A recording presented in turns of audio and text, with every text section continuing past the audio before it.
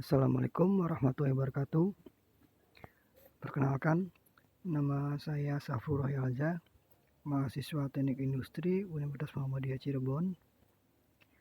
Pada kesempatan kali ini, saya akan membahas tentang metode ABC atau ALS ABC yang bertujuan untuk memenuhi tugas mata kuliah Total Quality Management atau pengendalian dan penjaminan mutu.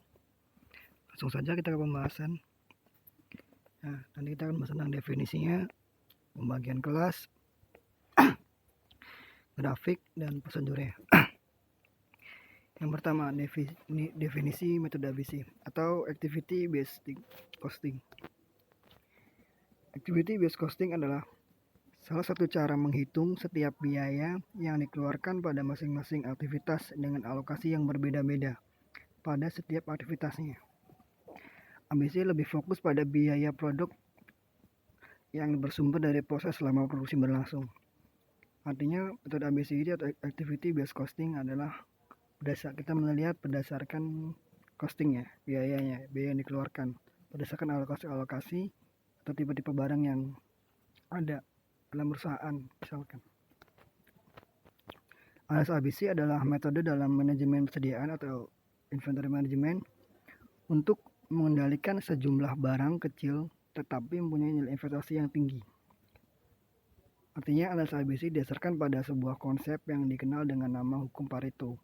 Teori dari Pareto dari nama ekonomi dan sosiologi Italia, Vilfredo Pareto, tahun 1948 sampai 1923. Artinya di sini metode ABC dalam inventory management yaitu untuk mengendalikan sejumlah barang kecil tetapi menjadi investasi besar yang tinggi atau pengelompokan. Jadi karena kan misalkan dalam satu perusahaan itu ada barang atau banyak material yang digunakan, banyak tipenya dan berbagai macam harga yang ada. Nah, metode ABC ini di situ nanti kita bakal alokasikan atau ada pembagian kelas lah.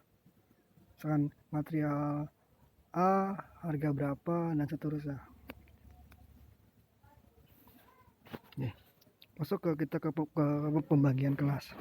Pembagian kelas di sini yaitu maksudnya tadi pengalokasian atau pengelompokan atau pengkategorian. Ya. Dalam metode ABC itu ada 3 kelompok kelas, yaitu kelas A, kelas B, dan kelas C.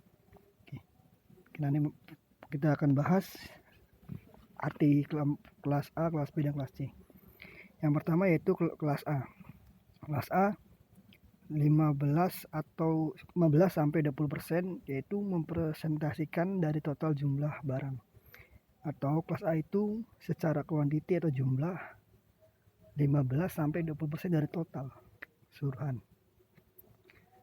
Dan 75 sampai 80% untuk mempresentasikan dari total nilai uang atau investasi yang dikeluarkan.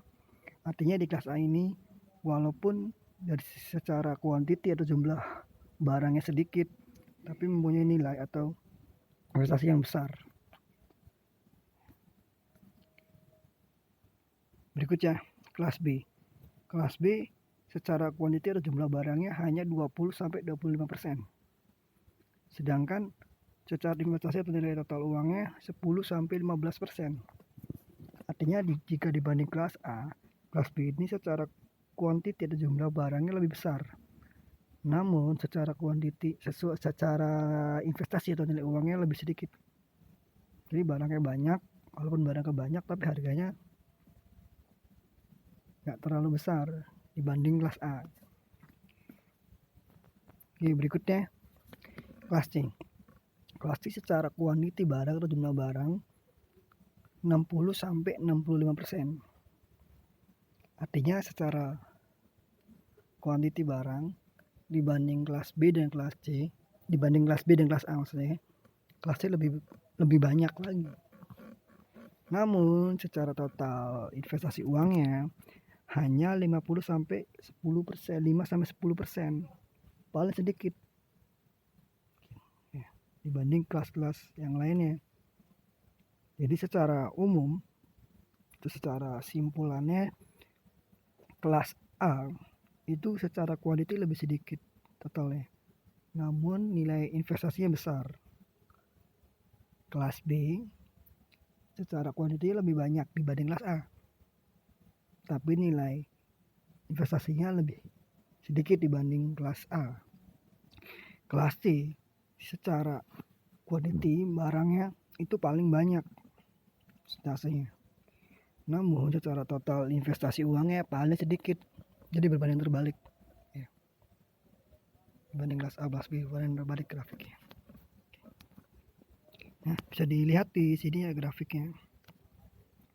Kelas A, kelas B, kelas C yang tadi seperti awal, hanya yang secara horizontal itu persentase barang itu kuantitinya, yang ke vertikal nilai uang ada investasinya ya, pengemasukan. Kelas A ya, semakin besar semakin sedikit ya. Kelas A persentase barangnya sedikit, nilai uangnya besar dan seterusnya. Kelas B sedikit besar ya. Yang berikutnya itu langkah atau prosedur pengklasifikasian barang dalam analisis ABC atau tahap-tahapan yang harus dilakukan ketika kita melakukan metode ABC dalam prakteknya. Yang pertama yaitu menentukan jumlah unit untuk setiap tipe barang. Artinya misalkan dalam suatu gudang atau perusahaan itu ada bahan baku atau material atau barang yang kode atau punya nama apa kita sebut material X, material Y, material Z. Ada tiga tipe atau tiga nama barang. Oke, yang tahap kedua menentukan harga per unit setiap tipe barang. Setelah kita identifikasi nama atau tipe barang tersebut atau material tersebut, kemudian kita menentukan harga per unit dari material X, Y, dan Z itu berapa per unitnya. Kemudian yang ketiga, mengalihkan harga per unit dengan jumlah unit untuk menentukan total nilai uang dari masing-masing tipe barang. Artinya setelah kita tahu harga per unitnya, kita kalikan dengan jumlah material yang ada. Misalkan material X dengan harga Rp1.000 per pieces, ada dalam gudang itu 100. Jadi 100 dikali Rp1.000 plus 1000 misalkan, dan seterusnya. Yang keempat, menyusun urutan tipe barang menurut besar total nilai uang, dengan urutan pertama tipe barang dengan total nilai uang paling besar. Ketika sudah dijumlahkan atau dikalikan dengan kuantiti dan harganya, kita runtut urutan dari yang terbesar ke yang kecil. Misalkan antara material X, Y, dan Z, yang paling besar X, kemudian Y dan Z. Oke. Kemudian yang kelima, menghitung persentase kumulatif barang dari banyaknya tipe barang. Dikumulatifkan di persentase ya. Nah, tadi kan karena ada kuantiti barang dan investasi. Yang pertama dari tipe barang yang banyak barangnya, berapa persen dari total keseluruhannya. Tinggal dikalikan 100, misalkan tadi hitungannya berapa, ke 100 dan dibagi.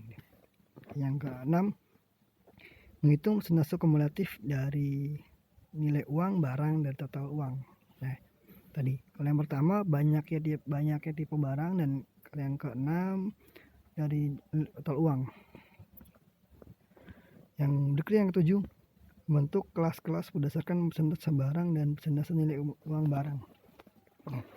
Yang ketujuh tadi kita masukkan ke kelas-kelasnya, mana yang masuk ke kelas A, mana yang masuk ke kelas B, dan mana yang masuk ke kelas C. Ya, misalkan di kelas A itu material X, di kelas B material Y, dan kelas C material Z. Terus persentasenya, nilai uangnya atau dan yang lainnya. Yang terakhir yaitu menggambarkan kurva ABC atau diagram Pareto atau menunjukkan tingkat kepentingan masalahnya. Digambarkanlah kita grafik ya. Ya, dibuat diagram Pareto ya. Atau bisa disebut 80-20. Ya. Jadi intinya dalam prakteknya analisa ABC itu dipakai fungsinya itu untuk mengetahui artinya satu dari quantity yang dibutuhkan atau investasi yang dikeluarkan dari tipe barang tersebut itu atau material tersebut itu seberapa besar sih ya, karena kan misalkan dalam satu perusahaan itu kan tidak mungkin hanya satu dua material yang dipakai atau barang, pasti ada banyak atau beberapa macam barang, ada macam tipe dan beberapa macam harga yang ada gitu. Artinya ketika kita sudah mengkelompokkan, kita mengetahui harga per unitnya, harga total yang tersedia di gudang misalkan berapa, itu kelihatan. Misalkan tadi material X, Y, dan Z sekian harganya, totalnya sekian gitu. Nanti kita bisa analisa, oh tipe material mana sih yang sering dipakai atau yang sering digunakan, berapa sih investasi yang harus kita keluarkan untuk material tersebut gitu. Dari situ kita atau perusahaan itu bisa mengetahui, oh iya, mana sih yang sering dipakai dan enggak, berapa nilai investasi yang keluarnya. Nah itu bisa dianalisa dan kemudian bisa dilakukan perbaikan atau gitu ya, secara kompleksnya itu kan secara umumnya begitu kurang lebihnya. Demikian itu penjelasan dari saya, kurang lebihnya mohon maaf. Terima kasih. Wassalamualaikum warahmatullahi wabarakatuh.